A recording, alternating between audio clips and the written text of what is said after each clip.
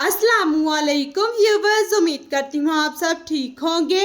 शुरू करती हूँ अल्लाह के नाम से जो नहायत रहम करने वाला है। मेरा आज का टॉपिक है शवाल के 6 रोज़े। सही मुस्लिम में हज़रत अबू अयूब अंसारी रज़ी अल्लाह ताला अन्हो से रवायत है कि रसूलुल्लाह सल्लल्लाहु अलैहि वसल्लम ने फरमाया, जो आदमी रमज़ानुल मुबारक के रोज़े रखे फिर इसके बाद शवाल के 6 रोज़े रखे तो ये हमेशा यानी पूरे साल रोज़े रखने की तरह हैं। शवाल के 6 रोज़े यकम शवाल यानी ईद के दिन को छोड़कर शवाल की दूसरी तारीख से लेकर महीने की आखिर तक अलग अलग करके और इकट्ठे दोनों तरह रखे जा सकते हैं।